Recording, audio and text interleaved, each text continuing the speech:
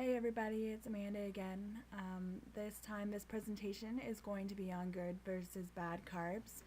Um, there's so many people out there who are counting carbs and thinking that carbohydrates are a really, really bad thing to consume.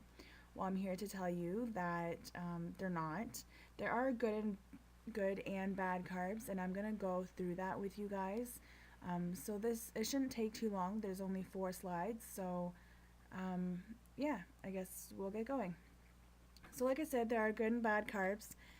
Good carbs will help you feel fuller for longer, and bad carbs will actually make you crave more bad carbs.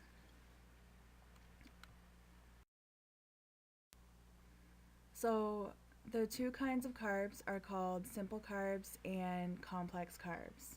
I'm going to start off with simple carbs.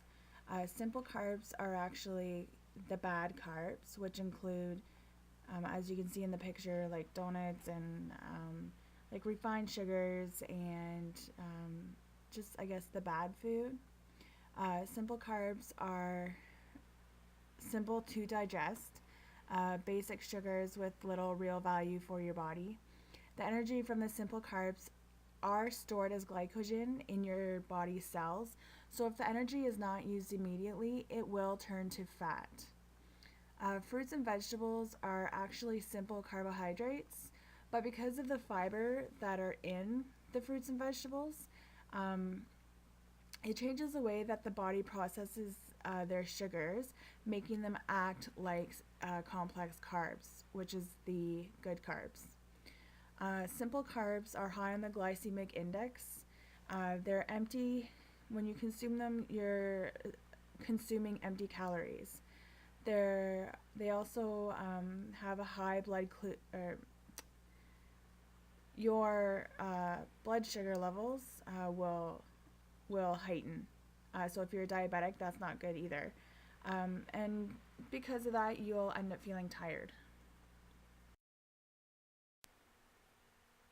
As I said in the last on the last slide, complex carbs are the good carbs, and that's because they're made up of longer series of sugars. Therefore, it takes the body more time to break them down and to digest. Because of this, they are generally lower on the glycemic load.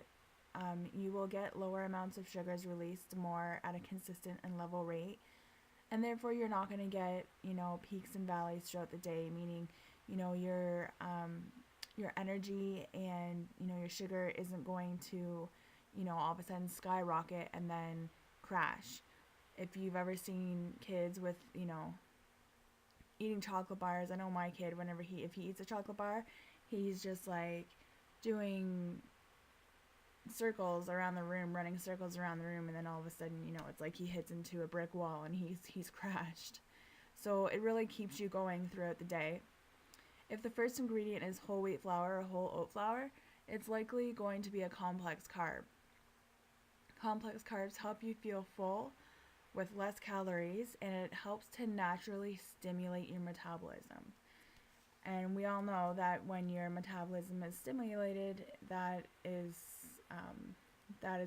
what's best. It helps you to build muscle and it helps you to burn fat. So on this slide, I've given information about the glycemic load factor. I just want to point out a few things before I actually get started on it. On the right hand side in the purple column, there is a website there that can help you figure out how to calculate the glycemic load of each of the foods that you are wanting to eat. The glycemic, if you look at the top where the blue arrow is, that's the chart for the foods. So you really want to try, if you can, to stay in the lower part of the glycemic index, which is under like 55 and under.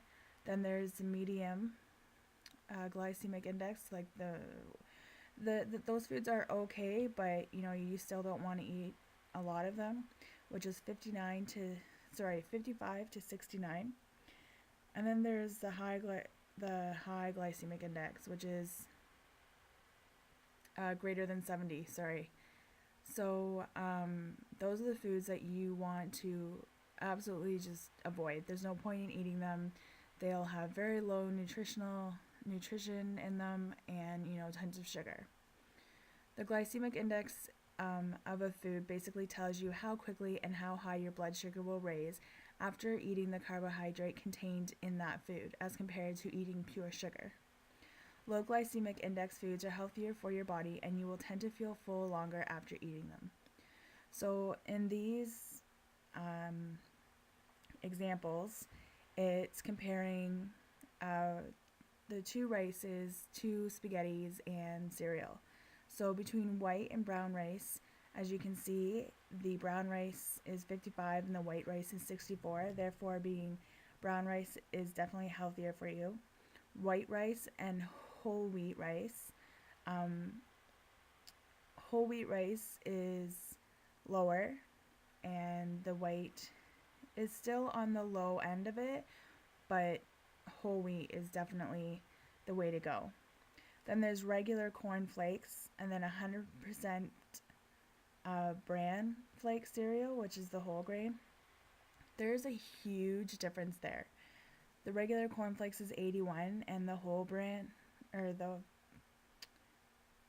whole grain, the bran flakes, whatever wherever you get it is called, that's at 38. So definitely you want to skip the corn flakes, the sugar flakes, whatever, and you want to just eat the bran flakes. I know some people think that they taste like cardboard, but when it comes to your health, that's what's important. So when you're purchasing your food, you want to be sensible about the carbs that you choose. Skip the low nutrient desserts. Consider the levels of sugar and fiber in carbs, and focus on healthy whole grain fruits and veggies to get the energy your body needs every day. If you need some more information, please let me know, and I will try to if I don't know it, I can definitely find out the information for you. And yeah, I guess that's it. Thanks.